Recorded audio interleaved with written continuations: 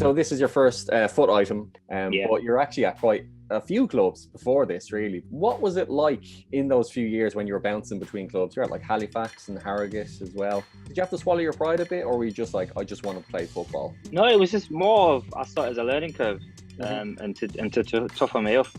Because in those leagues you got hit hard. When you start to play in the league, you'll be playing against bigger centre backs, defenders that are looking to go through you. So then it actually did toughen me up. So when I did sign for York City, I was already ready. We've got those cups now where you play Man City under 23s or under 21s, I think it is. And you see players that are just stay with that level until like in the 20s and not really gaining that full proper experience. So I was going to ask, what would be the main differences between like conference football and like championship? Is it a noticeable gulf in quality or facilities, or? Yeah, massive. It's more technical. You're playing with a lot more better players that are on the ball, that can see things quicker.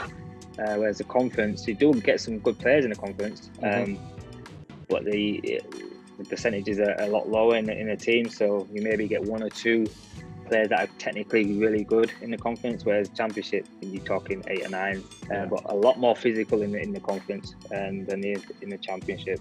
It's a lot more football on the floor. Anyway, you moved on from Crewe Alexandra eventually to Brentford. Another really got into your form there. You were a player of the week at one point as well. You got promoted during your last season at Brentford, which must have been quite a satisfying moment, like for a club like that. Yeah, amazing to actually get promoted, especially to the champ. Like champ is at the time, or maybe still is, it's like the 5th most watched league in the world. So playing in that division, it was everyone's dream at the time. And like I said, the way we missed out the year before, when I told you about the penalty situation, last kick of the game, and other team going down and scoring. So that previous year was hard, and to actually bounce back from that and get promoted. Next up, FIFA 15, you're at Birmingham City now.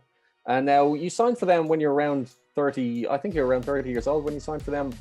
Did that was that a satisfying moment to finally get to a league like the Championship after spending almost all of your career in conference and lower leagues, League 1, League 2?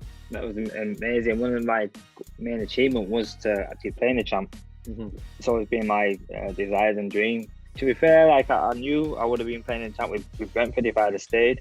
But I felt like I had a good 3 years there, and the main objective was to get promoted. So I felt like that was a job done. A massive club, massive second city, fan base were incredible. When I went there, I think they didn't win a home game for like, I think it was a record of like 11 or 13 months or something like that.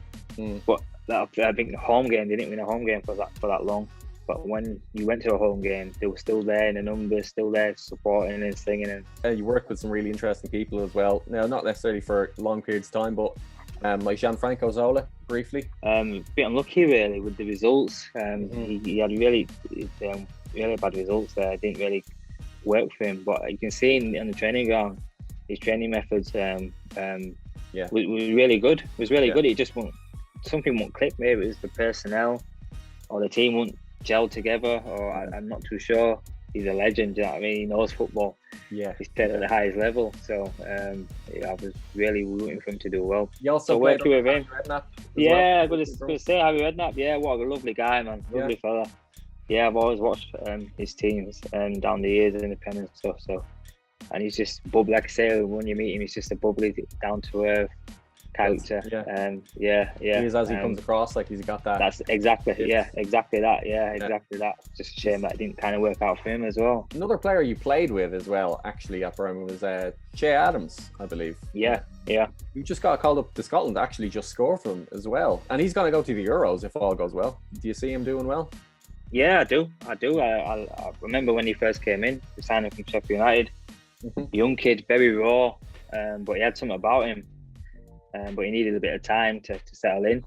A bit of personal troubles, maybe off the field troubles here and there, which kind of disrupted his flow. But I think, you can definitely see something in him. And then he hit the ground running at Birmingham one season and started scoring loads of goals, and that's when he got his move. And I've always said to him, when I was there with him as well, I said, look, you've got something here, just make sure you try and keep your head focused. I was always a good mentor to him when I was there, and I'm so glad that he's doing well.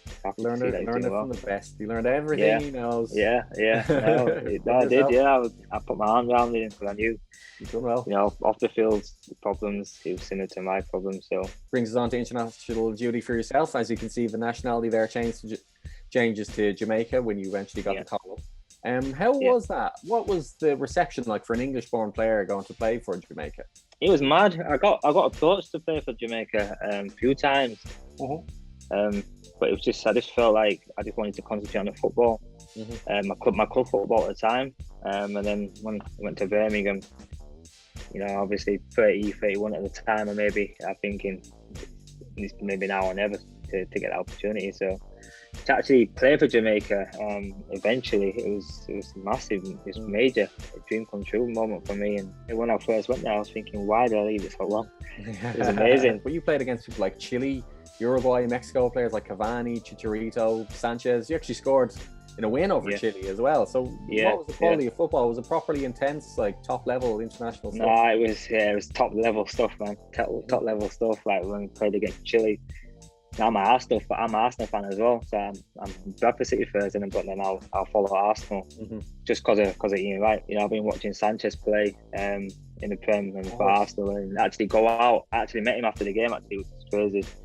Got his shirt. One of the best players I've played against first hand. To see first hand, he was unbelievable. Big eye opener for me to see that level of football. You don't really see that until you play. Like in the FA Cup, we played Chelsea in the FA Cup one season for Brentford, and you see the difference there. But on an international scale, it's like, whoa. Moving back onto your club career, you played with Sheffield United as well, briefly, and you played under Chris Wilder, who's now not there at the moment. They've had a tough season this year, but while you were there, they're really in the ascendancy, and his system is quite well known. The system was the be all and end all for him. I remember we had a training game and he was going through the system and tactics, and I was saying, how can that left centre half? How can he be bombing? He can't be bombing forward. He left two at the back. This is it should be going up. And I remember Mark Duffy. It was Mark Duffy at the time is saying, he was like, Don, this is how we play. Like this is what they do. I was like, the centre half goes up and overlaps. He's like, this is what we do. Trust me, teams can't stop it. It works. I was like, wow, this is crazy. Then got into a game now. He was just bombing on, putting crosses in. We're winning games, getting results. I'm like, I've never seen this before. So he must Wilder's onto something here. Yeah, I knew they'd be able to push on and make it into the Prem. And you could see he lost that group of players, and it's kind of not the same because the group of players did it in League One and in the Champ, and most of them were still there when they got promoted to the Prem and did well that first year. Yeah. And if you look at the team now to how it was then, it's changed a lot. Yeah. And I think to be able to play that system, you've got to be drilled in, week out, year after year. I had a great time there. Great first year. Scored a couple of goals on my debut as well against Sunderland. Managed to make it into that Netflix documentary, the Sunderland. Managed to make it on that. I've had a few people text me saying, "I've just seen you on the documentary. Scoring against Sunderland." Yes, my Netflix. Downloaded it. So I downloaded it straight away. Watched it myself, but great year there. Last but not least, your final FUT item let you down on your pace again. I think they need to be showing up at the training grounds. They need to get the proper stats. Yeah, they need to get all the proper stats, man. But it's come full circle for you. So as you say, this is your boyhood club. You grew up close enough to hear the matches. I've always wanted to play for Bradford. And it would be nice to actually finish my career, whenever that may be. Would be lovely. But I still feel like I've got a lot to give. And like I say, I'm still one of the quickest though at the club. So it's my body's. I look after my body, so I feel like I definitely can go another season, definitely. So.